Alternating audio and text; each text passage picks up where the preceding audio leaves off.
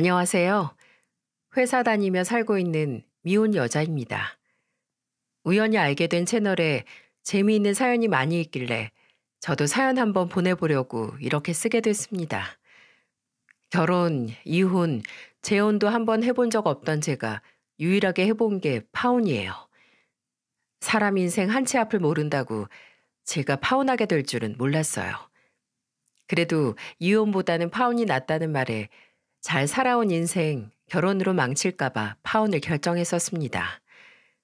지금이야 가볍게 파혼했었다는 이야기도 하는데 그때는 정말 화도 나고 억울해서 미칠 것만 같았어요. 이 채널을 일찍 알았더라면 더 일찍 보냈을 거예요. 30대 후반인 저는 주변에 결혼해서 가정을 꾸린 친구들은 많았지만 편히 얘기할 친구가 없었어요. 나이가 드니까 가까운 친구일수록 더 멀게 느껴지는 게 있더라고요. 아무래도 미혼과 기혼은 생활 패턴이 완전히 다른 것 같아요. 바로 이런 점 때문에 제가 결혼이고 뭐고 안 하고 만다 하는 심정으로 다 엎어버리고 제 한 몸 잘 건사하고 살고 있네요. 그때 결혼했으면 허리 한번 제대로 못 펴고 다리도 제대로 못 뻗고 살았을지도 모릅니다. 제가 만났던 전 남자친구는 서울에서 회사 다니다가 지인 소개로 만난 대기업 직원이었어요. 처음 만나는 자리에 키도 크고 깔끔한 차림으로 나와서 서글서글하게 말하는 모습이 마음에 쏙 들었습니다. 나이가 들수록 남자들은 관리 못하면 금방 배 나온 아저씨 같아지는데 그때 만났던 전 남자친구는 저보다 연상이었는데도 깔끔한 인상이었어요.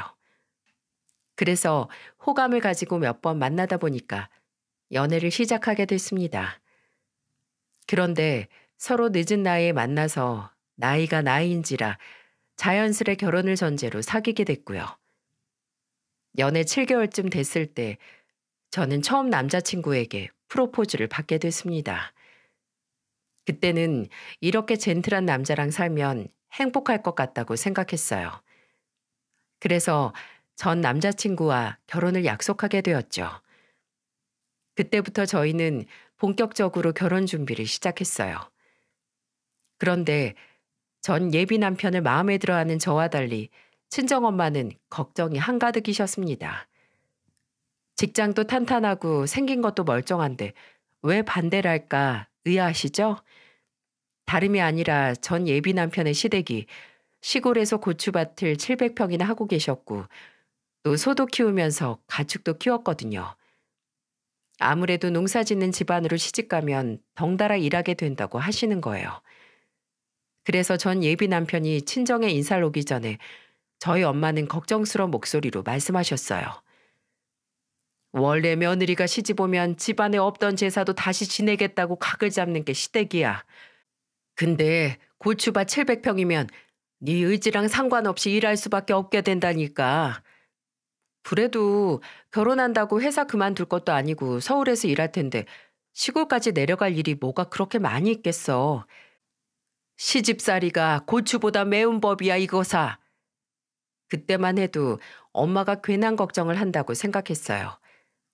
솔직히 저랑 전 예비 남편은 회사도 서울에 있고 시골 갈 일이 뭐 그렇게 많이 있을까 싶었어요. 하나 걸리는 게 있다면 남편이 집안의 유일한 아들이라는 게 걸리긴 했죠. 그래도 귀농할 게 아니라면 서울 떠날 일이 있겠나 싶었습니다. 지금 생각해보면 엄마 말만 잘 듣고 신중하게 행동했어도 제 인생의 파란만장한 파혼 스토리는 없었을 것 같네요. 그렇게 저는 엄마의 걱정도 무릅쓰고 결혼을 결심했어요. 그때는 전 예비 시댁보다는 가까웠던 저희 친정에 먼저 인사를 가게 됐습니다. 그날 엄마께서는 예비 사위 온다고 저녁을 준비해 두셨어요. 전 예비 시댁 될 집안이 마음에 걸린다면서도 딸이 좋다니까 일단 사람이나 한번 보자 생각하셨던 것 같아요. 그때는 참 감사하더라고요. 제 남동생까지 다 모여서 저녁을 먹게 됐고 엄마는 전 예비 남편에게 넌지시 물어봤습니다. 음식은 입맛에 맞는지 모르겠네. 다 너무 맛있습니다. 괜히 집으로 인사를 와서 번거롭게 해드린 것 같네요. 우리 집 사위 될지도 모르는 사람인데 이 정도는 별것도 아니지. 근데 서울에서 회사 다니면서 고향에 있는 부모님은 자주 못 뵙겠네. 네, 자주 보진 못하고 명절이나 고추 수확철에만 가요. 고추 수확을 도와주러 간다고? 나중에 결혼하면 그럼 우리 딸도 고추 따러 내려가야 되나? 은근히 힘든 일이라 아무나 못해요. 절대 그런 일은 없을 거예요. 저도 수학철에 내려가서 일은 못 도와드려요. 저희 부모님도 자식들한테는 고추 따는 일은 안 시키시고요. 전 예비 남편은 부모님이 자식들한테 고추반 일은 안 시킨다는 말에 엄마는 안도하는 듯 했습니다. 저도 남편이 고추 수확철에 시댁 간다는 말에 놀라긴 했지만 그래도 자식들은 일 안 시킨다는 말에 안도를 했고요. 하지만 저는 몰랐던 거예요. 세상에 자식 같은 며느리는 없다는 걸 말이죠. 친정에서 전 예비 남편은 하하호호 웃으면서 저희 가족들과 잘 먹고 잘 쉬다가 돌아갔어요. 그날 저랑 엄마는 농사질 일은 없겠다면서 서로 안도했습니다. 하지만 며느리가 생기면 없던 제사도 챙기게 된다는 엄마의 말은 진짜였어요.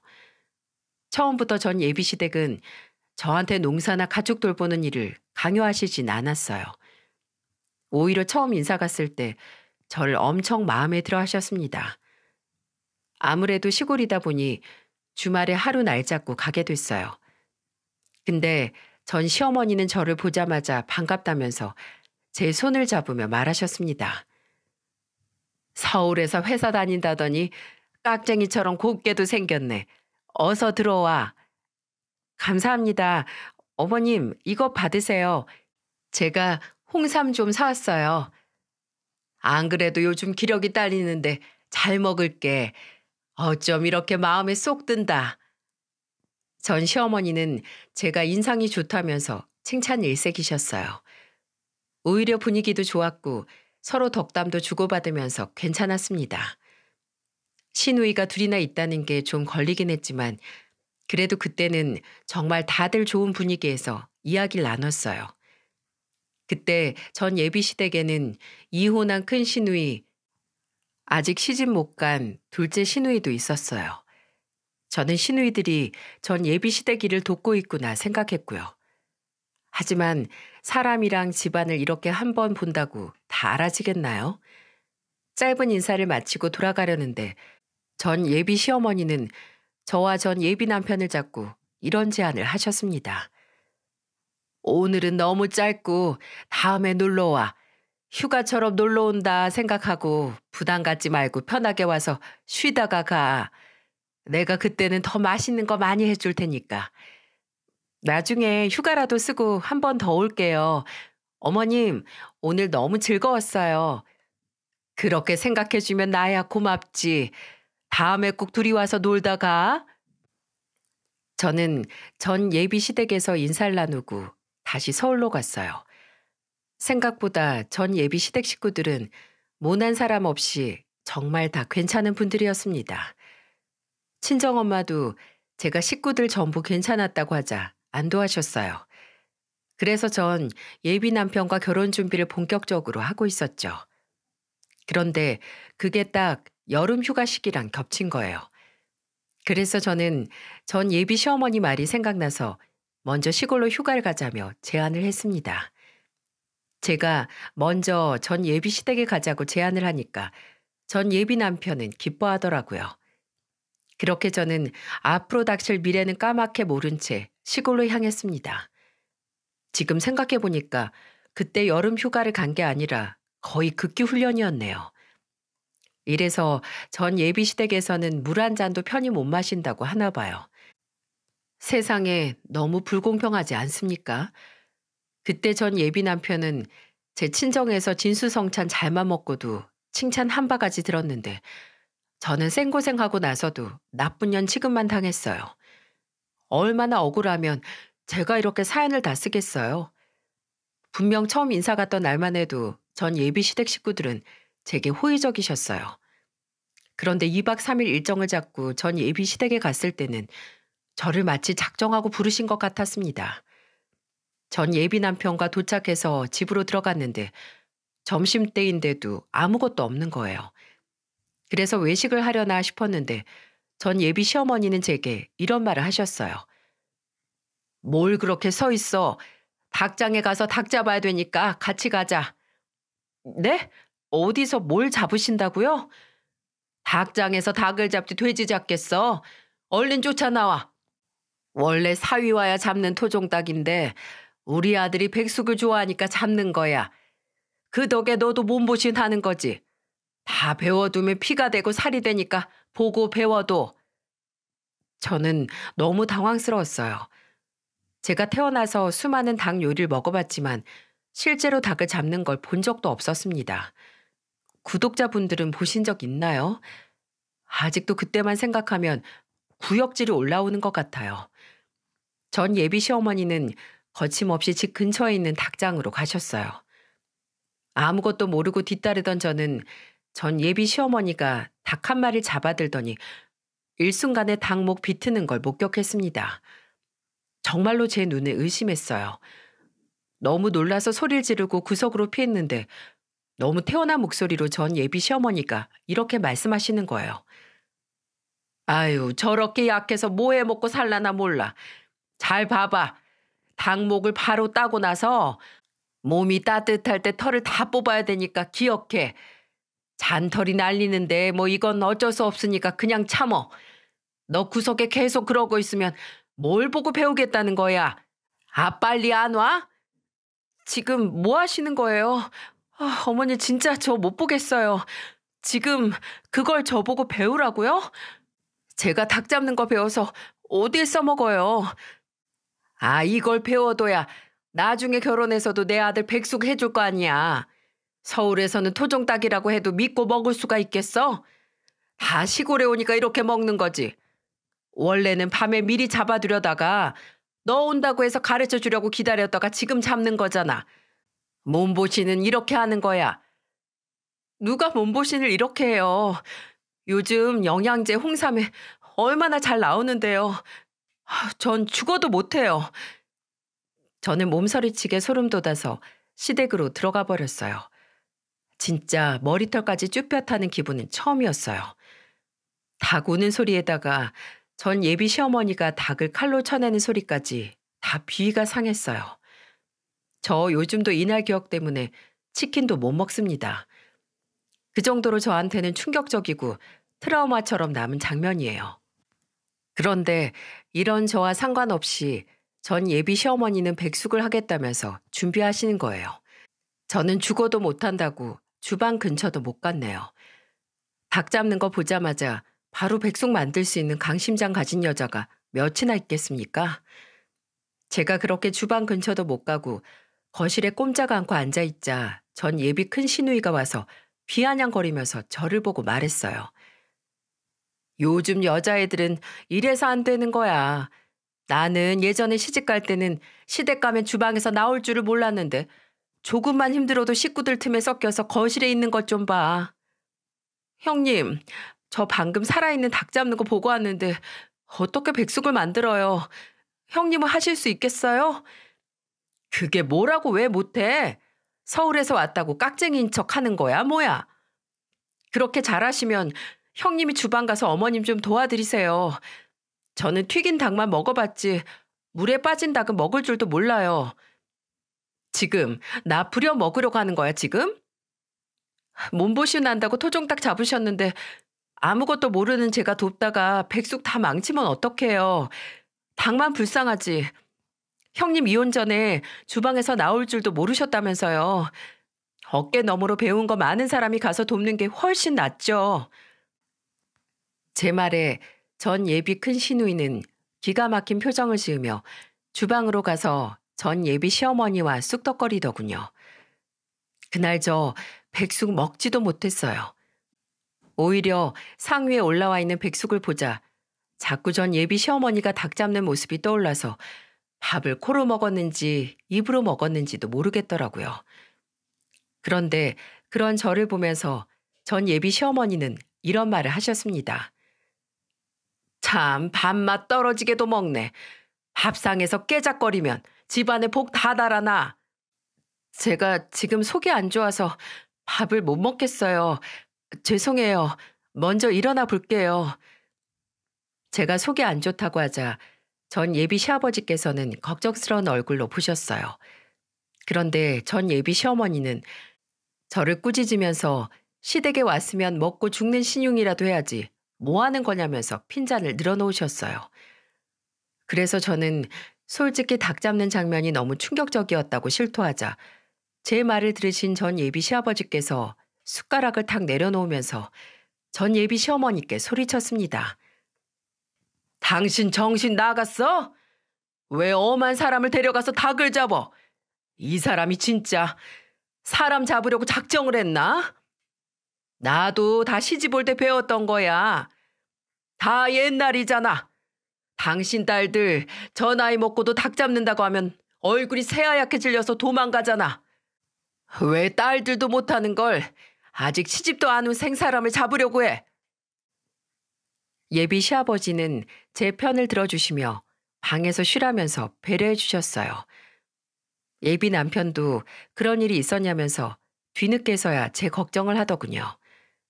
정말 기가 찼습니다. 백숙 먹는데 정신 팔려서 제가 밥을 먹는지 마는지도 모르던 사람이 예비 시아버지가 호통을 치니까 그제야 걱정되는 척 말을 하니까 더 화가 났어요.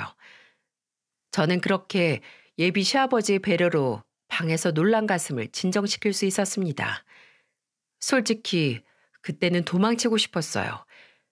시작부터 닭 잡는 걸 보고 나니까 집에 갈 때 되면 정말 사람 하나 잡겠구나 싶은 생각이 드는 겁니다.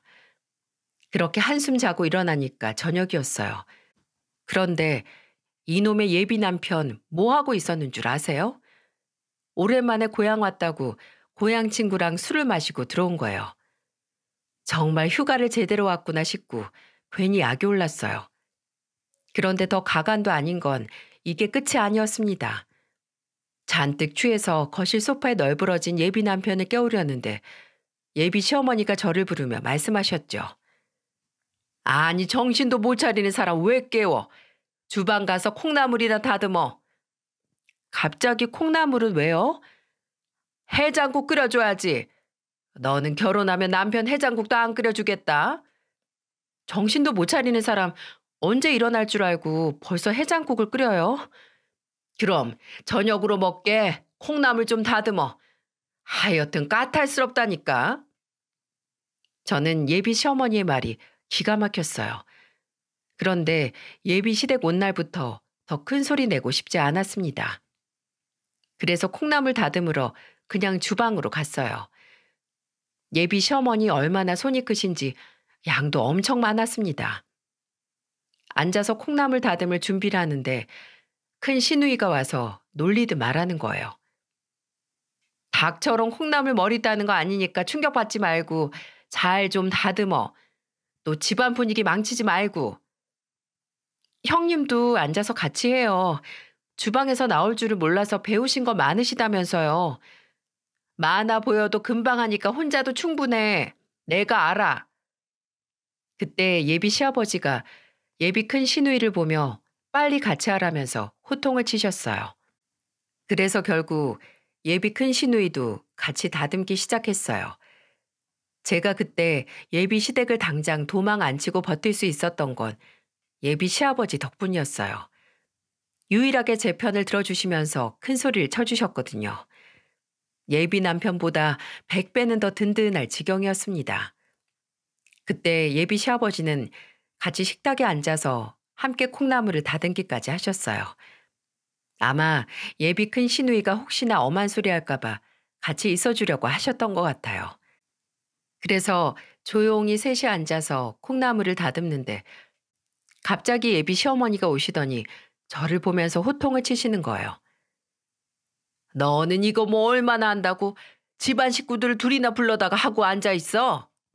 아, 그냥 하다 보니까 이렇게 됐어요. 그래도 금방 끝났잖아요. 아유, 집안에 사람이 잘 들어와야 되는데 너 오고부터 집안에 큰 소리가 멈추질 않네. 저도 여기 도착한 후부터 심란해서 힘들어요. 노력하고 있잖아요. 이렇게 꼬박꼬박 말대꾸 하는 것 좀 봐. 아주 좋은 시대에 태어난 줄로나 알아. 옛날 같았으면 바로 얄짤 없었어. 끝까지 예비 시어머니는 저를 타박하셨고 같이 있던 예비 시아버지는 지겨우셨는지 혀를 차면서 그 자리에서 일어나셨어요. 예비 시아버지는 밥맛 떨어진다면서 그만 좀 하라고 말리셨습니다. 그렇다고 눈 하나 깜짝할 예비 시어머니가 아니셨어요. 오히려 누가 말릴수록 더 심해졌어요. 그런데 옆에 있는 시누이들이 제일 얄미웠다니까요. 예비 시어머니의 예비 큰 시누이, 작은 시누이까지 셋이 아예 똘똘 뭉쳐서 저 하나 못 잡아 먹어서 안달이 났었어요. 술에 잔뜩 취해서 누워있던 예비 남편은 겨우 정신을 차려서는 저녁 먹겠다고 식탁에 앉았습니다. 참 그 모습이 어찌나 한심해 보이던지 사람은 가장 편안할 때랑 가장 힘든 순간에 본성이 나온다는 말 들어보셨나요? 정말로 사람이 그렇게 못나 보일 수가 없었어요. 그때 예비 남편이 밥을 먹는 게 아니라 밥을 처먹고 있네라는 생각이 들 정도로 실망이 컸습니다. 아마 그때부터 저는 이 사람과 평생을 사는 게 맞는 건지 의문이 들었던 것 같아요. 그래서 예비 시댁에 도착한 첫날 밤부터 이 결혼을 신중하게 생각해 보자 결심했고요. 그때부터 저는 이판사판이었어요. 그런데 이런 제 결심처럼 예비 시어머니도 진짜 며느리 될 만한 사람인지 마치 테스트를 하려는 것처럼 저한테 이것저것 시키셨죠. 두 번째 날이 밝았는데 예비 작은 시누이가 저를 보며 말하더군요. 근데 옳게 될 사람은 혹시 운전할 줄 알아? 면허는 있고? 이종 보통 있어요. 근데 서울에 있어서 운전할 일은 많이 없어서 거의 장롱 면허예요. 큰일 났네. 시골은 차 없으면 다니기 힘들 텐데. 제가 여기서 아예 살 것도 아니고 잠깐만 불편한 참으면 되는 걸 뭐하러요. 무슨 소리야. 나중에 결혼하면 내려와서 살 거 아니야? 예비 작은 시누이가 하는 말에 기가 찼습니다. 친정엄마가 걱정하던 게 어떤 건지 딱 감이 왔어요. 그래서 저는 손살을 치면서 그럴 일 절대 없다고 딱 잘라 말했습니다. 그런데 옆에 있던 예비 남편이 한술 더 뜨면서 말하더군요. 당장은 아니라도 뭐 언젠가 내려올 수도 있지. 회사를 천년만년 다닐 것도 아니잖아. 그런 건 나랑 먼저 상의를 하고 결정해야지. 지금 이렇게 쉽게 말할 문제가 아니잖아. 그래도 퇴사하면 내려와서 사는 것도 나쁘지 않지. 회사 다닐 때 틈틈이 내려와서 우리 부모님한테 일 배우면 좋잖아. 그것도 적성에 맞아야 하는 거야. 쉽게 얘기할 문제 아니니까 그렇게 말하지 마. 말이 그렇다는 거지. 너무 예민한 거 아니야? 지금 예민하게 만들고 있잖아. 나라고 뭐 처음부터 이랬던 건 아니고. 아유, 미안해. 내가 실수했어. 예비 남편은 제가 예민하다면서 저를 탓하는 거예요. 하지만 이런 문제는 쉽게 장난처럼 할 얘기가 아니지 않나요? 그래서 나중에 신중하게 하자고 했던 말인데 제 탓을 하니까 전 어이가 없더라고요. 세상에 결혼하면 남편이 제일 먼저 남의 편이 된다고 하더니 저는 아직 결혼도 안 했는데 아주 예비 남의 편이 될 것 같은 싹이 보였습니다. 그때 예비 남편의 태도를 보자 제가 여기서 뭘 잘하려고 노력해봐야 소용없겠다 싶었어요. 본성이 나온 거 보니까 이 집안 자체가 점점 싫어지고 있었고요. 여기 오고 고작 이틀 만에 예비 시댁의 실체를 봤다고나 할까요? 아들 귀한 집이라 어느 정도 예상은 했는데 이 정도일 줄은 몰랐어요. 원래 누나 둘의 막내가 아들인 집은 유달리 아들이 귀하게 크더라고요. 그래도 예비 남편은 서울에서 자취도 했고 혼자서 살았던 기간도 있으니까 좀 다를 줄 알았습니다. 그런데 정말 신기한 게 예비 시댁에 오니까 귀신같이 손 하나 까딱을 안 하는 거예요. 양말도 벗은 자리에 그대로 뒤집어진 채 벗어두질 않나 물 한 잔을 마셔도 싱크대에 옮겨두지도 않았어요. 물 마신 컵은 정수기 옆에 그냥 두는 거예요. 그냥 물로 한 번 헹궈서 엎어두면 될 걸 꼭 그렇게 옆에 쌓아두고 있었습니다. 꼭 먹는 사람 따로, 치우는 사람 따로 있다. 딱 그런 마인드였죠. 그래서 제가 하도 안 치우길래 물 먹는 예비 남편에게 이렇게 말했어요. 물 마셨으면 싱크대에 옮겨놓던지 아니면 씻어서 엎어놓던지 오늘만 컵을 몇 번째 치우는 줄 알아? 그냥 두면 다음 사람이 씻어 먹겠지. 뭐 음료수 마신 것도 아니고 왜 그래? 먹는 사람 따로 있고 치우는 사람 따로 있어? 먹은 사람이 치우는 게 맞는 거지. 아유, 알았어. 내가 치울게. 예비 남편은 제 등살에 못 이겨서 싱크대에서 컵을 닦기 시작했어요. 그런데 참 타이밍도 귀신 같았어요. 그때 마침 예비 시어머니가 들어오신 거예요. 그때 그 모습을 본 예비 시어머니는 갑자기 황당한 얼굴로 예비 남편에게 다가가서 네가 왜 이런 일을 하냐면서 호들갑을 떠시는 거예요. 누가 보면 무슨 소뚜껑이라도 닦는 줄 알 텐데 그냥 본인이 마신 물컵 하나 딸랑 닦는 중이었거든요. 그런데 갑자기 뒤에 있던 저를 흘겨보시더니 화가 잔뜩 난 목소리로 예비 시어머니가 화를 내며 말하셨어요. 너는 지금 여기가 어디라고 내 아들을 부려먹어? 네가 하기 싫으면 이 늙은 시어머니 부려먹지. 꼭 그렇게 내 아들을 일을 시켜 먹어야겠어? 어머님, 지금 본인이 먹은 물컵 치우고 있는 거예요. 제가 먹었던 것도 아니고 식구들 다 같이 사는 집에서 본인이 마신 건 본인이 치우는 게 맞죠? 얘가 안 치우면 내가 치우면 되니까 너는 네 거나 치워. 정말 기가 막혔습니다. 그렇게 멀끔하고 젠틀해 보였던 예비 전 남편이 한순간 철딱선이 없는 딱 7살처럼 보였어요. 너무 황당해서 더 할 말도 안 나왔고요.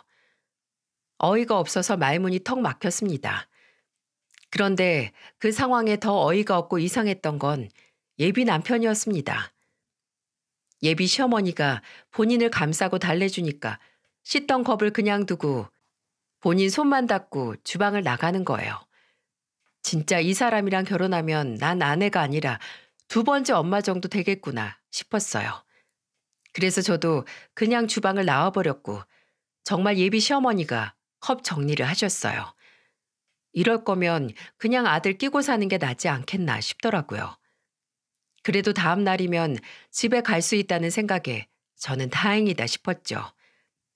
그때 예비 시아버지가 외식을 하자고 제안하셨고 예비 시누이들과 집을 나섰습니다. 그런데 제 뒤를 따라오던 예비 둘째 시누이가 저를 보며 말했어요. 올케도 가방도 비싼 것만 드네. 신발도 좋은 거 신던데 돈 안 모으고 다 쓰는 거 아니야? 형님, 제가 그동안 회사를 얼마나 오래 다녔는데 이런 것도 못 사겠어요. 아니, 혹시나 내 동생이 선물해 준 게 있나 해서 그렇지. 왜 요즘에는 남자가 프로포즈 할 때 명품 가방 사주면서 한다잖아. 형님은 남동생이 그런 센스 있는 사람인 줄 아시나 보네요. 저는 울컥한 마음에 예비 시댁 식구들과 있다는 것도 잊은 채 제가 하고 싶던 말을 내뱉어 버렸어요. 말하고도 저는 깜짝 놀랐는데 뭐 맞는 말이긴 했습니다. 예비 남편은 깔끔한 거 그렇게 좋아하면서도 주변 정리는 할 줄도 모르는 인간이에요. 그냥 본인 몸만 깨끗하면 깨끗하다고 믿는 사람이었어요. 한마디로 본인밖에 모르는 이기적인 인간이요. 그러니까 그렇게 뒷정리도 할 줄 모르고 오로지 본인 입만 알고 본인 할 일만 하고 사는 거 아니겠습니까? 그런데 제가 뱉은 말에 예비 시어머니가 발끈하면서 말하셨어요. 지금 나 들으라고 하는 소리냐? 아니요. 저는 할 말 있으면 앞에서 하지 옆에서 눈치 주면서 안 해요. 그냥 형님이 저를 오해하시길래 해명한 거예요. 제 능력으로 샀는데 저런 오해 받으면 억울하잖아요. 아유, 그래 잘났다 잘났어. 잘난 며느리 얻어서 집안 다 말아먹게 생겼네. 내 아들 아주 등골 다 뽑아먹겠어 아주. 예비 시어머니는 화가 나신 듯 계속 손부채질을 하셨어요. 그리고는 계속 작은 소리로 본인이 예비 남편을 얼마나 귀하게 키웠는데 이렇게 무시당할 애가 아니라면서 계속 한탄하셨죠. 그래서 저는 그냥 저한테 말씀하시라며 말하려고 했는데 그때 예비 시아버지가 호통을 치셨어요. 당신이 어릴 때부터 아들이라고 싸고 도니까 저렇게 큰 거 아니야. 사내 놈이 엄마 뒤에 숨어서 아주 잘한다. 저놈 자식이 무슨 결혼을 한다고. 에휴, 당신도 그만해. 내가 아주 지겨워 죽겠어. 내가 며느리 되래 볼 면목이 안 서. 갑작스러운 예비 시아버지 호통에 예비 시어머니도 잠잠해지셨어요. 그렇게 기분 좋게 나온 외식 자리에서 다들 말도 없이 밥만 먹었습니다. 차라리 말 없이 먹는 게 더 편했어요. 예비 시댁 온 뒤로부터 모두 날이 선 것처럼 서로 못 잡아 먹어서 안달인 것 같았거든요. 그렇게 대충 점심을 먹고 다 같이 집으로 돌아왔어요. 이제 한숨 좀 돌리나 했는데 예비 시어머니가 저한테 글쎄 몸빼바지를 건네는 겁니다. 저는 의아했어요. 이걸 입으라고 주는 걸까? 설마 이걸 입고 뭘 시키려고 대체 이런 옷을 주나 걱정이 앞섰어요. 설마 하는 마음에 전 예비 시어머니를 보며 말했어요. 이 옷을 왜 저를 주세요? 먹었으니까 일해야지. 너는 여기 정말 쉬러 왔어? 아, 눈만 돌리면 사방이 일거리 천진 시골에 누가 쉬러 와? 나도 허리 한번 못 펴고 일만 하는 판국에. 아니, 제가 여기서 무슨 일을 해요. 할 줄 아는 게 있어야 하죠. 이것 봐, 이것 봐. 내 아들은 딸랑 물컵 하나만 안 닦아도 잡아먹으려고 그러면서 너는 손 하나 까딱 못하겠니? 우리 고추밭이 700평인데 그럼 넌 피해갈 줄 알았다는 거야, 뭐야? 저는 예비 시어머니의 말이 너무 황당했어요. 제가 밥을 먹고 왔으니까 일해야 한다니 어이가 없었어요. 그럼 다 같이 밥 먹은 식구들 함께 가야 되는 거 아닌가요? 그래서 저는 예비 시어머니를 보면서 당당하게 말했죠. 아니, 외식은 저 혼자만 한 것도 아니고 어머니 말씀대로면 식구들 전부 다 같이 가서 반일해야 맞는 거죠. 뭐야? 너는 꼭 그렇게 식구들 전부 줄줄이 데리고 가야겠어? 어머니 말씀이 그렇잖아요. 먹었으니까 일해야 한다면서요. 그러니까 다 같이 가야 맞죠. 그래도 점심 식사값은 아버님이 계산하셨으니까 아버님만 집에서 쉬시라고 하고 어머님이랑 형님들 그리고 어머님 아들까지 데리고 가면 금방 끝내겠네요. 야, 내 며느린 일꾼이어야 돼. 당장 너 혼자 나가서 고추 전부 다 따와. 고추 수확 시기가 7월에서 10월쯤인데 그때가 딱 8월 초였어요. 그런데 점심 먹고 들어왔을 때니까 해는 중천에서 한창 뜨거울 때고 이럴 때 나가면 멀쩡히 걷기만 해도 더위 먹을 날씨였습니다. 그런데 저보고 지금 700평 고추밭에서 고추를 따오라니 저보고 더위 먹고 죽으라는 말 아닌가요? 당 목을 비틀면서 토종딱 잡으실 때 그냥 이번 기회에 저를 잡아 죽이려는 의도였나 싶었다니까요. 그래서 저는 억울한 마음에 예비 시어머니를 보며 소리쳤습니다. 저는 여기 일꾼 아니고 예비 며느리로 온 거예요. 그런데 대체 저한테 왜 그러세요? 네가 이렇게 개념 없이 행동하니까 그런 거 아니야. 너 여기 도착한 순간부터 지금까지 내가 했던 며느리 테스트 단 하나도 통과한 게 없어. 알기나 해? 뭐요? 며느리 테스트요? 제가 예비 시댁에 도착한 순간부터 저를 테스트하고 있었다는 예비 시어머니의 말에 저는 간신히 잡고 있던 이성의 끈이 끊기는 것 같았어요. 예비 시어머니와 제가 고성을 주고받으면서 소란스럽게 떠드니까 식구들이 하나둘 다 거실로 모이기 시작했죠. 그리고 예비 남편도 제 옆에 와서 무슨 일이냐며 슬쩍 묻더군요. 그래서 저는 예비 남편 정강이를 발로 걷어차면서 소리쳤습니다. 네가 왜 그렇게 이기적인가 했는데 아, 이렇게 커서 그랬네. 너네 엄마만 너 귀하게 키운 거 아니고 우리 집 부모님도 나 귀하게 키웠어. 뭐? 며느리 테스트?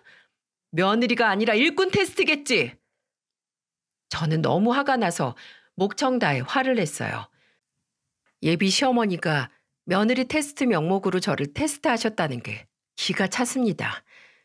그래서 예비 남편 정강이를 발로 차고는 방으로 가서 짐을 쌌어요. 여기 더 있을 필요도 없고 여기서 제가 왜 테스트나 당하고 있어야 합니까? 저희 부모님은 뭐 예비 사위를 테스트할 줄 몰라서 안 하셨겠어요?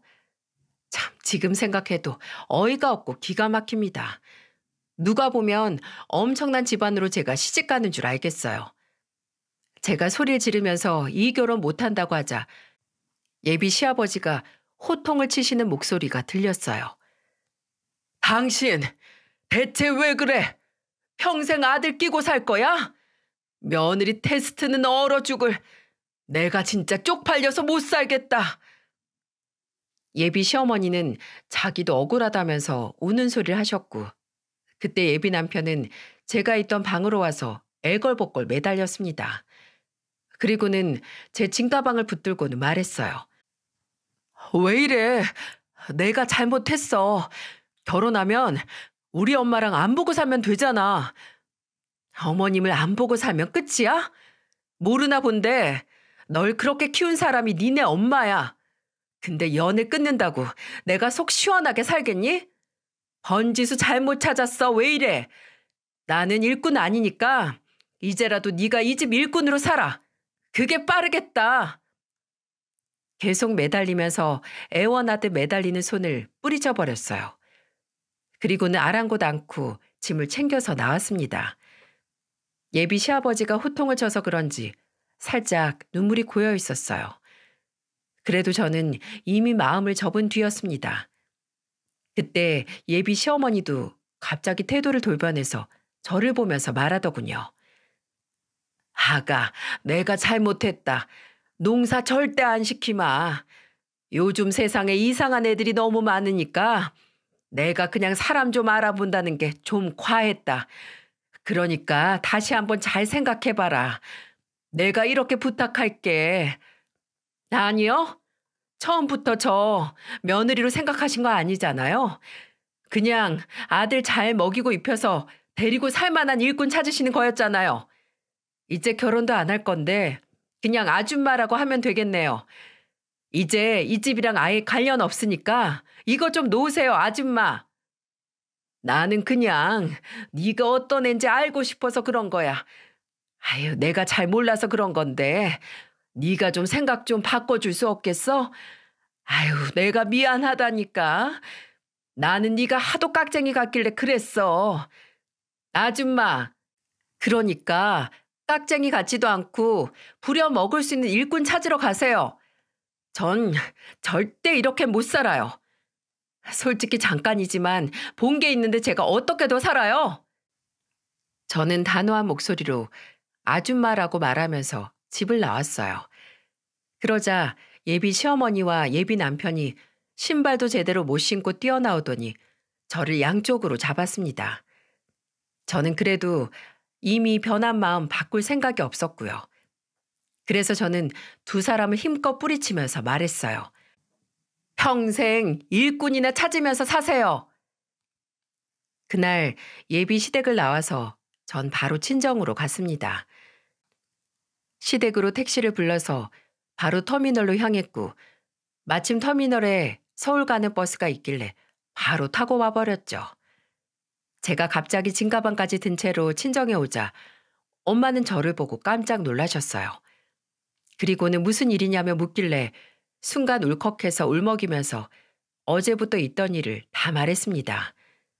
그러자 엄마는 화가 잔뜩 난 채로 그놈의 집구석 가만 안 둔다면서 말했어요. 그때 눈치도 없이 예비 남편이 전화를 한 거예요. 엄마는 그 전화를 뺏어들더니 전화를 받자마자 소리를 치며 말했어요. 야, 네가 무슨 대통령이라도 되는 거야? 누가 누굴 테스트해? 우리 집에서 뜨신 밥 먹고 갔으면 거기서도 잘해줘야지. 나는 뭐 너 마음에 들어서 밥 차려주고 인사한 줄 알아? 너 뺀질이 같이 생겨서 처음부터 마음에 안 들었어. 장모님, 죄송해요. 제가 실수했어요. 저 미진 씨 없으면 못 살아요. 누가 네 장모야? 그리고 우리 미진이는 너 없어야 잘 사니까 다신 전화하지 마. 엄마는 저 대신 받은 전화를 거칠게 끊어버리고는 다시는 전화 받지도 말고 찾아와도 말 한마디 섞지 말라면서 씩씩거리며 화를 내셨어요. 저는 그제야 정신이 차려졌습니다. 같이 있던 아빠 남동생도 집 근처에 오기만 해보라면서 화가 잔뜩 난 채 있었어요.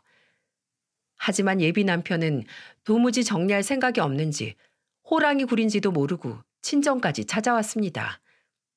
다음 날 친정 앞에서 저를 기다리던 예비 남편은 저를 보고는 무릎을 꿇고 이렇게 매달렸어요.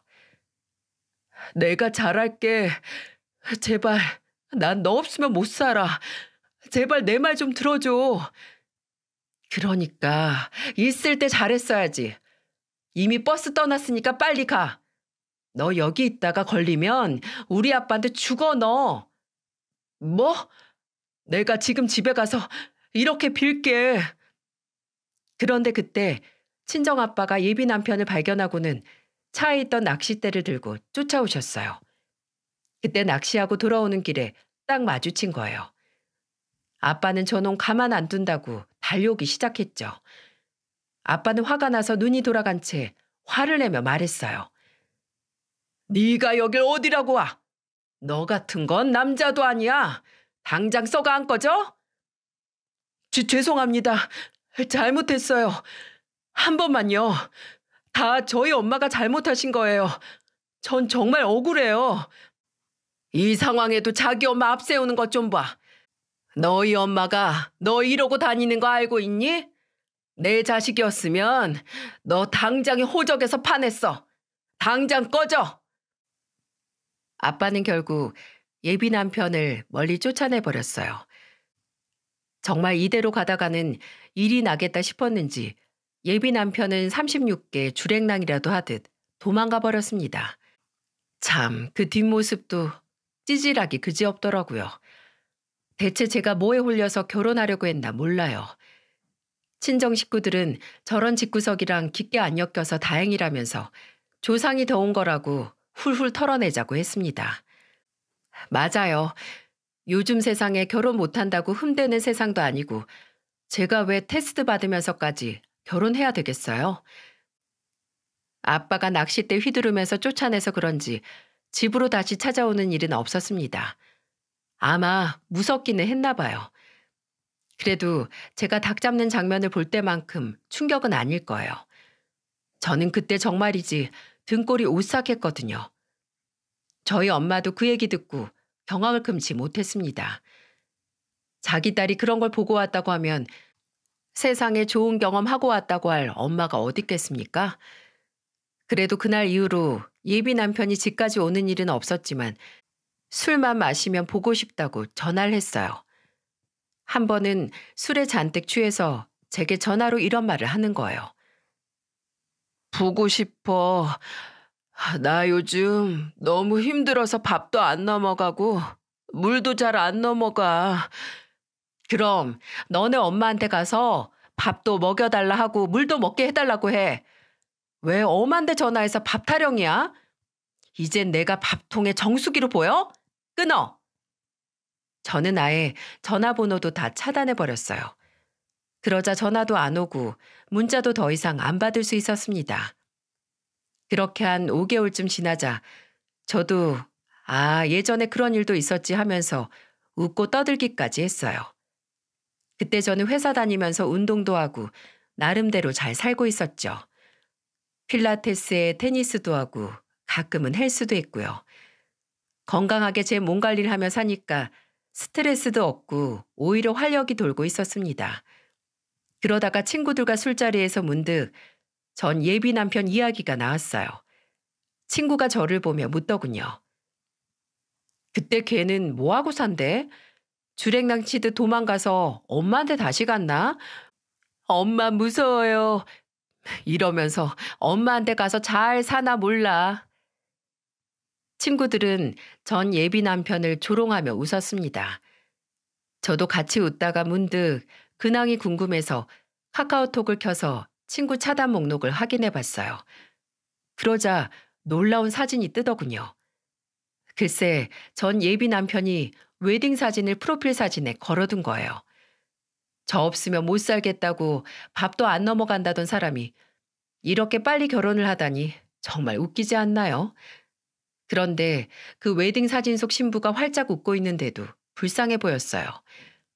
과연 그 무시무시한 전 예비 시어머니 테스트를 통과했을까요? 아니면 한번 테스트하려다가 파혼한 경험이 있어서 일단 결혼부터 하고서 테스트를 해보려는 걸까요? 뭐 자세한 속내는 알 수 없지만 전 예비 남편은 옆에 있는 신부마저 불쌍하게 보이게 만드는 재주가 있었네요. 파혼하고 저 없으면 못 산다고 울고불고 하던 사람이 결혼하는 걸 보니 이런 말이 떠오르네요. 배우자 죽었다고 서럽게 울던 사람이 제일 먼저 새 결혼한다는 말이요. 부부는 의리로 사는 건데 이런 행동을 보니 참으로 한낱 가벼운 인간이라는 게 증명됐네요. 역시 제 선택이 잘못된 선택이 아니라는 게 확인된 순간이었죠. 그래서 전 예비 남편 웨딩 사진을 보고 더 훌훌 털어낼 수 있었답니다. 저랑 헤어지고 5개월 만에 연애 결혼까지 이어지는 사람을 어떻게 믿고 살겠어요? 제 평생에 가장 잘한 선택 고르라고 하면 저는 단연코 파혼을 고를 거예요. 이만큼 잘한 선택이 또 없습니다. 저희 부모님도 저한테 정말 잘했다고 말하세요. 결혼 급하게 생각할수록 인생 망치기 딱 좋은데 지금은 오히려 홀가분합니다. 옛말에 남편 덕을 못 보면 자식 덕도 못 본다는 말이 있잖아요. 누구 덕 보려고 사는 건 아니지만 그래도 배우자라면 서로 믿고 의지해야 사는 거잖아요.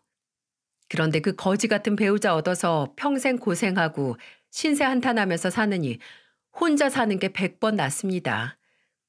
요즘은 저희 아빠랑 등산도 하면서 일상의 즐거움을 찾고 있어요. 아직 닭 요리는 거북해져서 도전을 못 하겠네요. 참 그 장면이 너무 강렬해서 가끔 꿈에도 나와요. 모르고는 먹어도 알면 못 먹는다고 제가 딱 그렇게 됐네요. 아무튼 제 파혼 사연은 여기까지예요. 다들 어떻게 들으셨는지 모르겠지만 저는 정말 고통과 혼란의 시기였습니다. 이곳에는 다들 번듯한 가정을 이룬 분들이 많으셔서 파혼을 어떻게 봐주실지 모르겠네요. 그래도 저 이혼보다는 파혼 선택하길 정말 잘하지 않았나요? 앞으로도 저는 여기 애청자로 자주 들릴게요. 인생 공부도 많이 하고 사는 얘기 들으면서 안목도 기르려고요. 인생은 정말 선택하기 나름이고 제 선택에 책임지며 사는 게 맞네요. 이제는 저도 옛일은 덮어두고 제 인생을 앞으로 더 알차게 살아보려고요. 이혼이나 파혼이 인생의 끝은 아니잖아요. 이런 선택은 골목 코너 하나 돈 거라고 생각하면 새 길이 보인다고 하더라고요. 요즘엔 회사 이직도 해보려고 공부도 새롭게 시작했습니다.